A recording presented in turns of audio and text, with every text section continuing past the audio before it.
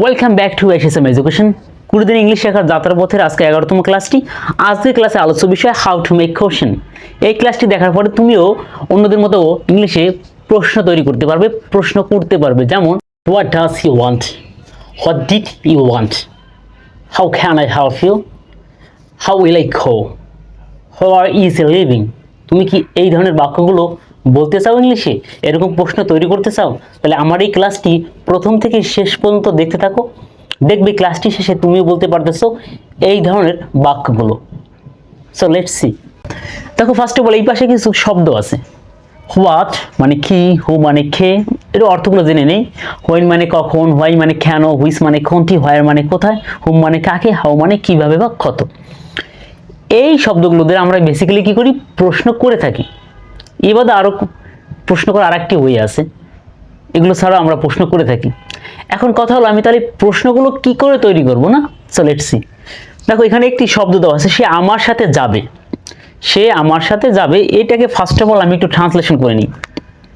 দেখো তাহলে এটি contains future indefinite tense, subject plus shall will plus ভার্বের ওয়ান প্লাস অবজেক্ট হবে। সাবজেক্টটা আমি একটু দেই, হি, হির পরে কি হয়, উইল হয়। এরপর হি উইল ভার্ব আছে কি, যাবে, হি উইল গো। কার সাথে, আমার সাথে। তাহলে উইথ মি, সে আমার সাথে যাবে। জেনারেলি একটা ট্রান্সলেশন অ্যাসার্টিভ সেন্টেন্স আছে। এখন এটি থেকে আমি প্রশ্ন করব কিভাবে, খুব মজার একটা বিষয়। এই যেটা এখন বলবো এটা যদি একবার মনে রাখতে পারো তাহলে আর কখনো কোনোদিন ভুল হবে না, বা তুমিও পারবে কথা বলতে, তুমিও পারবে প্রশ্ন তৈরি করতে। দেখো কি করি। জাস্ট এই যে অক্সিলারি ভার্বটা আছে, সেই অক্সিলারি ভার্বটাকে বাক্যের প্রথমে নিয়ে আসো। দেখো magic, it will be magic. এই অক্সিলারি ভার্বটাকে আমি প্রথমে নিয়ে আসলাম, তারপর বাদ বাকি যা আছে সব বসিয়ে দিলাম।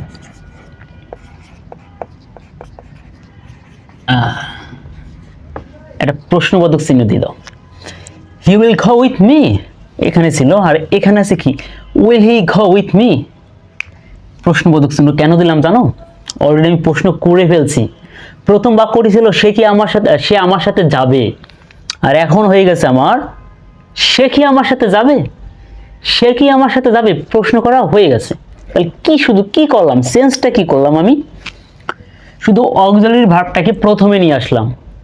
তার মানে কি দাঁড়ালো, প্রশ্ন করার ক্ষেত্রে তুমি যদি শুধু অক্সিলারি ভার্বটাকে প্রথমে নিয়ে আসো তাহলেই তোমার কোশ্চেন করা হয়ে যাবে। কত ইজি বিষয়, জাস্ট রিমাইন্ড ইট। অক্সিলারি ভার্বটাকে প্রথমে নিয়ে আসলেই তোমার প্রশ্ন করা হয়ে যাবে। যেমন সে বই পড়তেছে, সাপোজ ধরে নাও এই বাক্যটা আছে, হি ইজ রিডিং বুক। হ্যাঁ, সে বই পড়তেছে। এখন এটাকে আমি প্রশ্ন কি করে করব, দেখো এই যে অক্সিলারি ভার্বটা যদি প্রথমে নিয়ে আসি, ব্যাস হয়ে গেল। তাহলে বাক্যটা দাঁড়ালো সে কি বই পড়তেছে। এই বাক্যটা তোমরা সবাই তৈরি করতে পারো, বাট তোমরা এটাকে যদি ফার্স্ট অফ অল করতে দাও পারতে না। এখন পারবে তো প্রশ্ন করতে, আশা করি পারবে। হি ইজ রিডিং বুক, সে কি বই পড়তেছে। তাহলে প্রশ্ন করা আমার হয়ে গেল। এখন দেখো আর একটা ম্যাজিক, ম্যাজিকের উপর ম্যাজিক।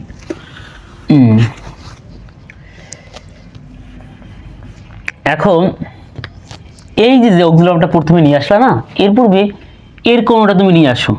সাপোজ এর সাথে যায় কোনটা, আমি যদি হোয়েন নিয়ে আসি, কখনটা যায়, তাহলে দেখো হোয়েন মানে কি, কখন। আমি যদি এর পূর্বে হোয়েনটা যোগ করি,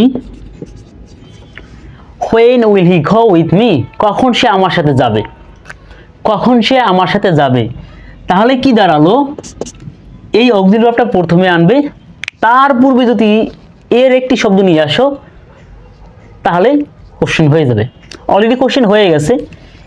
এটা ছাড়া যে কোশ্চেনটা আমি তৈরি করছিলাম এটাকে বলা হয় হ্যাঁ বা না কোশ্চেন, হ্যাঁ বা না, বা এটাকে আমরা বলতে পারি ইয়েস নো কোশ্চেন। কি ইয়েস বা নো কোশ্চেন। আর এটাকে বলা হয় ডব্লিউএস কোশ্চেন, ডব্লিউএস কোশ্চেন। কোনো পার্থক্য নেই, শুধু পার্থক্য হলো এটা, এই ধরনের প্রশ্নগুলোর ক্ষেত্রে তুমি উত্তরগুলো হ্যাঁ বা না এর মধ্যে দিতে পারো। যেমন তুমি কি আমার সাথে যাবে, will he go with me, মানে সে কি আমার সাথে যাবে, তার উত্তর কি হ্যাঁ বা না দিলে হয় তো হয়।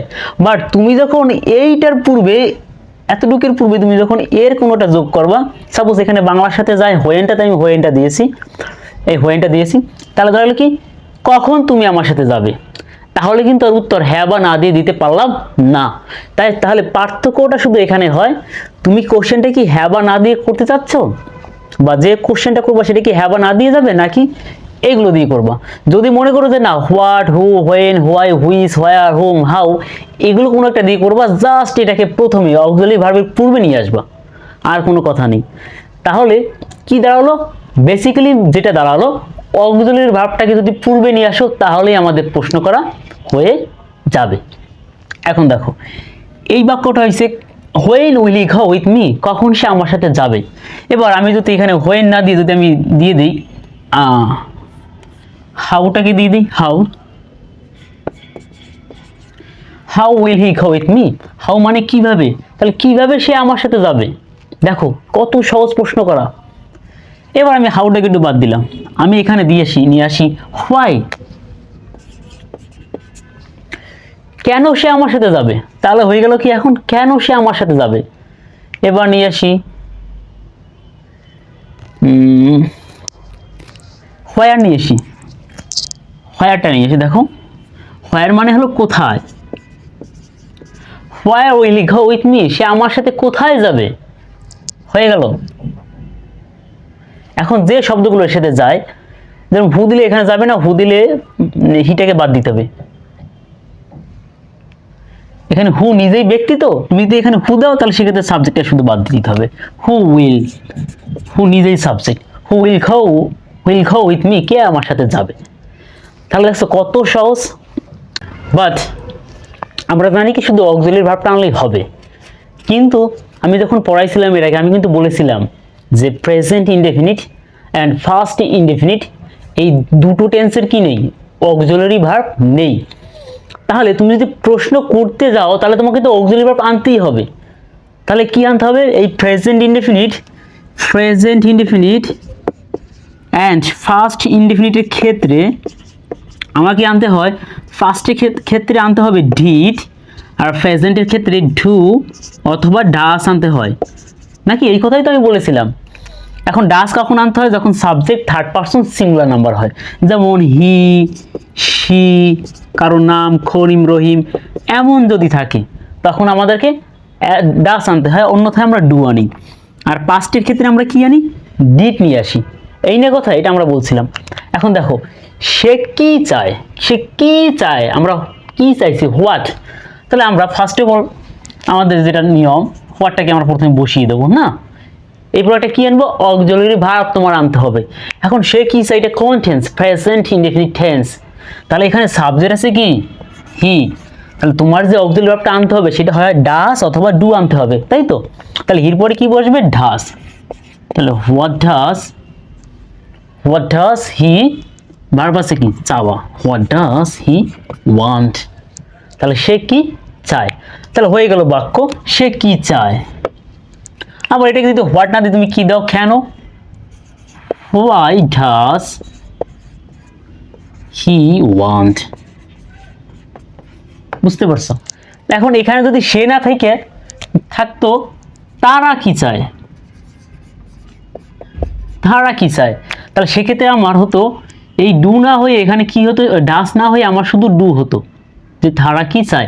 হোয়াট ডু হি, সাবজেক্ট একটু চেঞ্জ হতো, এখানে হতো দে সাবজেক্টে, কারণ আমরা জানি সাবজেক্ট এখন দে থাকলে ডু হবে, তাই এখানে ডু অক্সিলারি ভার্ব হিসেবে আনতে হবে। তাহলে হোয়াট ডু দে ওয়ান্ট, তারা কি চায়, what do they want, why do they want, তারা কেন চায়। তাহলে আমি যেটা বোঝাতে চাচ্ছি আশা করি তোমরা বুঝতে পারতেছো।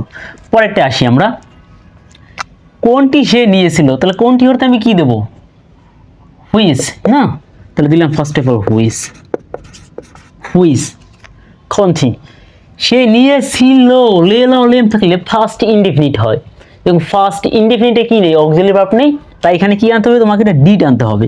তাহলে হুইচ ডিড, তারপর subject he, want. Oh, which did he take?